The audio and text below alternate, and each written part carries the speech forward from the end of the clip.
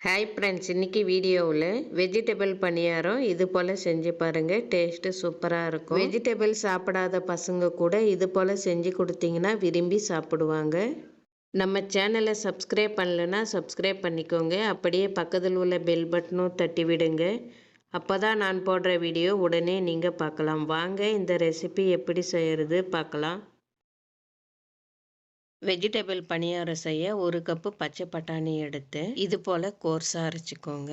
லைட்டாக பல்ஸ் மூடில் விட்டு ஒரு திருப்பிக்கோங்க. பாருங்கள், இந்த மாதிரி அரைச்சிக்கோங்க. அடுத்ததாக ஒரு கப்பு பீன்ஸ் எடுத்திருக்கேன். அதையும் மிக்சி ஜாரில் போட்டு பல்ஸ் மூடில் 2 திருப்பினீங்கன்னா போதும். பொடியாக கட் பண்ண மாதிரி இருக்கும். இது போல் அரைச்சி ஒரு பக்கம் எடுத்து வைங்க, இருக்கட்டும். அடுத்ததாக ஒரு கப்பு கேரட் எடுத்திருக்கேன். அதையும் அதே போல் பொடியாக கட் பண்ணி எடுத்துக்கலாம். இது ஒரு பக்கம் எடுத்து வைக்கலாம், இருக்கட்டும். அடுத்ததாக 2 பெரிய வெங்காயம் கட் பண்ணி சேர்த்து கூடவே 2 பச்சை மிளகாய் அதே போல் கொரகொரப்பாக இந்த மாதிரி அரைச்சி எடுத்துக்கோங்க. அடுத்ததாக ஸ்டவ் மேலே ஒரு பாத்திரம் வச்சு காயட்டுன்னு 2 ஸ்பூன் எண்ணெய் சேர்த்துக்கோங்க. எண்ணெய் காஞ்சதும் 1 ஸ்பூன் சீரகம் சேர்த்து சீரகம் பொரிஞ்சதும் கோர்ஸாக அரைச்ச வெங்காயம், பச்சை பட்டாணி, பீன்ஸ், கேரட் கூடவே 1/4 டீஸ்பூன் மஞ்சள்தூள் சேர்த்து அடுத்ததாக இந்த வெஜிடபிளுக்கு தேவையான சால்ட்டு சேர்த்துட்டு கூடவே 2 கொத்து கருவேப்பிலை கட் பண்ணி சேர்த்துட்டு பொடிசாக கட் பண்ண பூண்டு 1 ஸ்பூன் சேர்த்துக்கோங்க.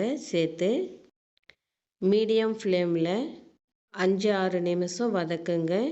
இது போல் வதங்கி வந்ததும் 1/4 டீஸ்பூன் கரம் மசாலா சேர்த்து கலந்து கொடுத்து தட்டு மூடி இன்னொரு 2 நிமிஷம் வேக வச்சு எடுத்துக்கோங்க. இது போல் வெந்து வந்ததும் ஆறட்டுன்னு உங்களுக்கு தேவையான அளவு இட்லி மாவு எடுத்துக்கோங்க. வதக்கி வச்ச வெஜிடபிள் கலவையை அந்த மாவில் சேர்த்துட்டு வெஜிடபிள் கலவையை சேர்த்ததும் கொத்தமல்லி பொடிசாக கட் பண்ணி கொஞ்சம் சேர்த்து நல்லா கலந்து கொடுத்துக்கோங்க.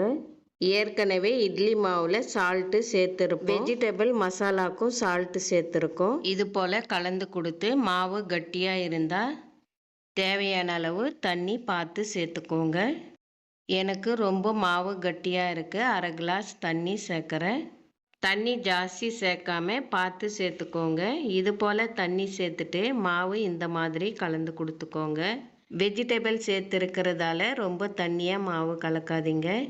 இந்த மாதிரி இருந்தால் கரெக்டாக இருக்கும். இது போல் கலந்து ஆனதும் அடுப்பில் குழிப்பணியாரக்கல் சூடுபடுத்தியிருக்கேன். பணியாரக்கல் சூடானதும் 1 ஸ்பூன் எண்ணெய் ஊற்றிட்டு எண்ணெய் காஞ்சதும் கலந்து வச்ச மாவை ஒன்றா இது போல் குழிப்பணியாரம் ஊற்றி எடுத்துக்கோங்க.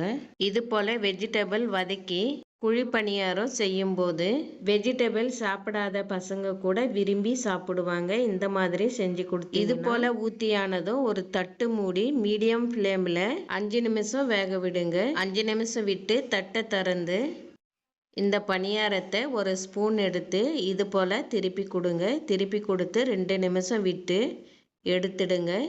மீடியம் ஃப்ளேமில் இது போல் வேக வச்சு எடுத்திங்கன்னா நல்லா வெந்து வந்திருக்கும். இப்போ எடுத்துடலாம். குழிப்பணியாரம் வெஜிடபிள் சேர்த்து இது போல் செஞ்சிங்கன்னா சிம்பிளாக ஒரு தேங்காய் சட்னி இருந்தால் போதும், சாப்பிட்றதுக்கு டேஸ்ட்டாக இருக்கும். இதே போல் அடுத்தடுத்து சுட்டு எடுத்துக்கலாம். 1 வயசு பசங்களுக்கெல்லாம் சட்னி சாம்பார் எதுவுமே இல்லாமல் இது போல் செஞ்சு கொடுத்தீங்கன்னா அப்படியே விரும்பி சாப்பிடுவாங்க. ஹெல்த்தியானதும் கூட, டேஸ்ட்டாகவும் இருக்கும். காய்கறி சாப்பிடாத பசங்களுக்கு இந்த மாதிரி செஞ்சு கொடுங்க. இதில் என்ன போட்டிருக்கீங்கன்னு அவங்களுக்கு தெரியாது, அப்படியே டேஸ்ட்டாக இருக்குன்னு சாப்பிட்ருவாங்க. பொட்டுக்கடலை சட்னி, தேங்காய் சட்னி இருந்தால் போதும், சாப்பிட்றதுக்கு டேஸ்ட்டாக இருக்கும். இதே போல் செஞ்சு ரசித்து ருசித்து சாப்பிடுங்க. இந்த வீடியோ பிடிச்சிருந்தா வீடியோக்கு ஒரு லைக் போடுங்க, ஷேர் பண்ணுங்கள். உங்களோட கருத்துக்களை கமெண்ட்டில் சொல்லுங்கள்.